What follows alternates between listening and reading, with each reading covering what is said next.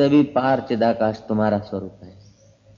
इंद्रियों से जो दिखेगा वो सीमित हो दिखेगा, लेकिन इंद्रियां भी वही देख सकेगी जहां तुम नहीं, तुम हो। तुम नहीं हो वहां इंद्रियां नहीं देख सकती।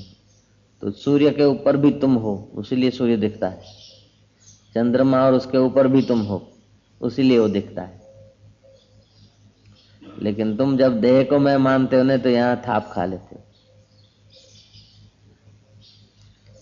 सूर्यलोक और उसके ऊपर भी, यहाँ उसके ऊपर भी तुम हो।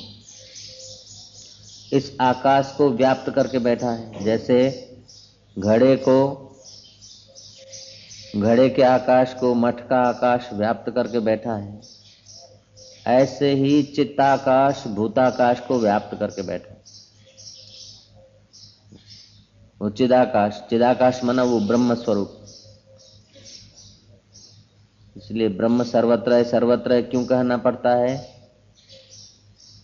ये सर्व दिखता है, अनेक दिखता है, हकीकत में सब उसी में है। जैसे पापी पुण्य आत्मा, दुर्जन सज्जन, अपना पराया, आंधी तूफान बरसात गर्मी सर्दी सब आकाश के अंदर ही है।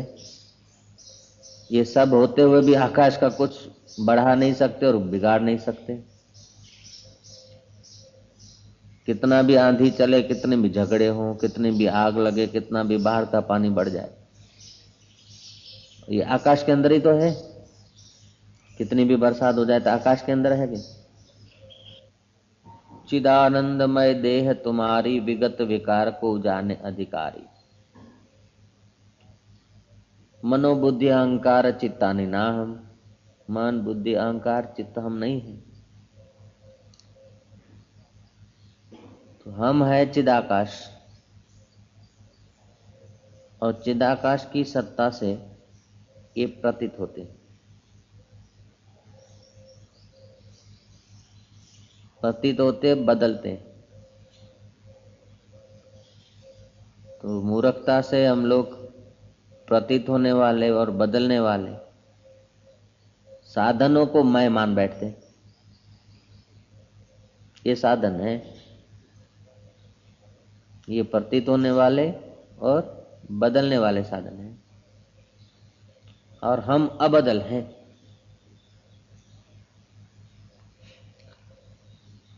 प्रतीत होने वाला माना क्या? माना दिखने वाले, ठीक है ना? तो जो दिखने वाला है वो है माया, जिससे दिखता है वो है मालिक। जो दिखे सो माया। माया कोई स्त्री साड़ी पहन के बैठी, उसका नाम माया नहीं है। उस चिदाकाश में जो फुरने से नाम रूप बन गया उसको माया बोलते हैं।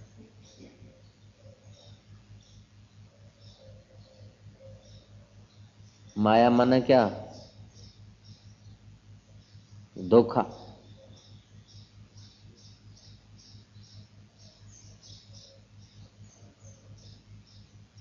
माया माने धोखा। तो धोखा है,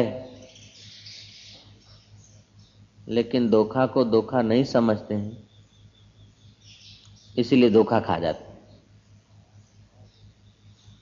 माया को माया नहीं समझते, उसीलिए जन्म मरण के चक्कर में चले जाते।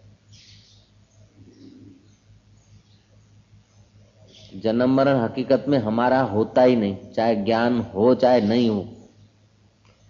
अज्ञानी का भी जन्म मरण नहीं है, लेकिन अज्ञानी नहीं जानता तभी भी वो है तो ब्रह्म, है तो चिदाकाश। लेकिन नहीं जानता है तो अपने चिदाकाश में ठहरता नहीं, और माया को मैं समझता है, इसीलिए दुखी होता है, यात्रा होती रहती है।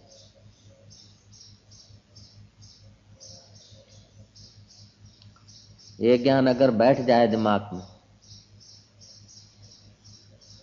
चित्त में ठहर जाए, तो यही है प्रसाद। इससे सारे दुख दूर हो जाते हैं। प्रसादे सर्व दुखा नाम हानि रस्य उपजायते प्रसन्नचित सो यासु।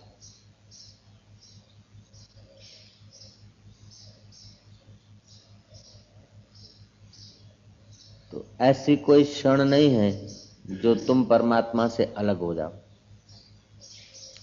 ऐसी कोई जगह नहीं जो तुम परमात्मा से अलग हो जाओ। चलो परमात्मा से अलग, परमात्मा शब्द नहीं, ऐसी कोई जगह नहीं, ऐसी कोई मिनट नहीं जो तुम आकाश से अलग हो जाओ।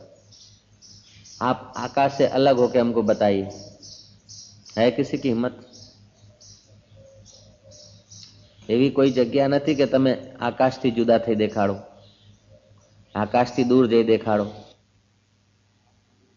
या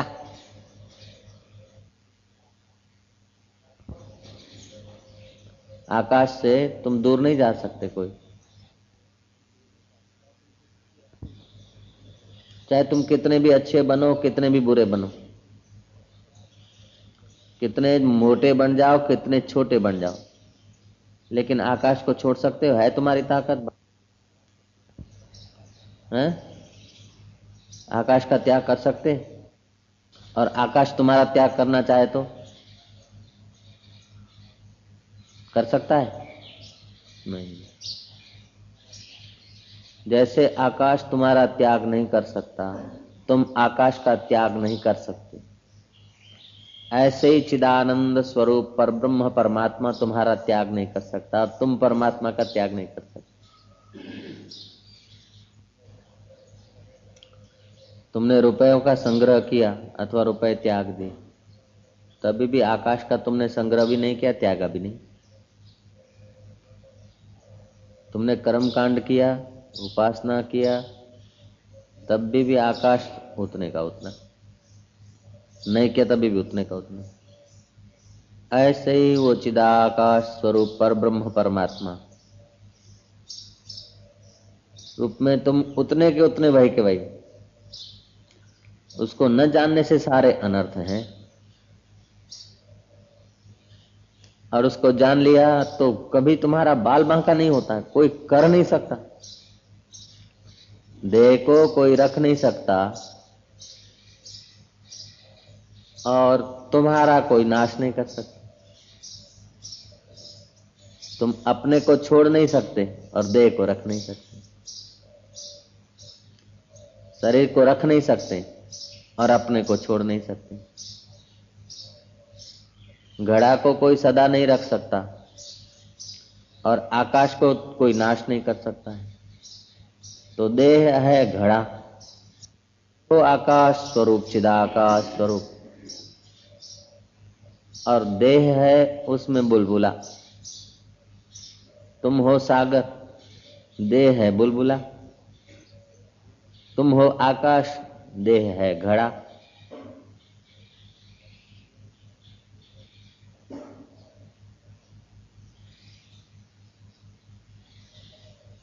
तुम हो सोना, देह है आकृति गहना।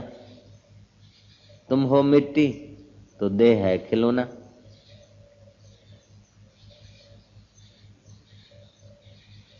तुम हो सूत, तो देह है सूत में, सूत से बना हुआ चश्मा अथवा सूत से बना हुआ खिलौना। तुम हो धागा, देह है मणिया, धागे की मणि, धागे में पिरोए हुए। ऐसे उसीलिए गीता में कहा, सूत्रे मणि गणा इव, मैं जगत में व्याप्त हूं। कैसे? कि जैसे सूत के धागे में सूत की मणियां, ऐसे ही मैं जगत में व्याप्त हूं। तो जैसे कृष्ण जगत में व्याप्त हैं, तो श्री कृष्ण की आकृति देखो तो जगत में कहां दिखेंगी, लेकिन श्री कृष्ण अपनी वो माया विशिष्ट आकृति को मैं नहीं मानते। श्री कृष्ण वास्तविक मैं को मैं जानते, और हम लोग नहीं जानते।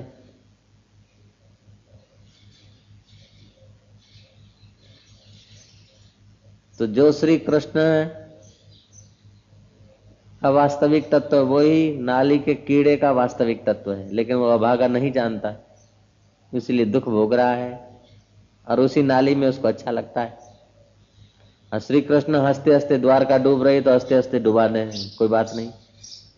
क्योंकि अपना चिदाकाश स्वरूप में तो कोई घाटा नहीं। 1000 घड़े फूट जाए, आकाश को घाटा पड़ा? अच्छा, 1,00,000 घड़े बन जावे तो आकाश को कोई लाभ हुआ?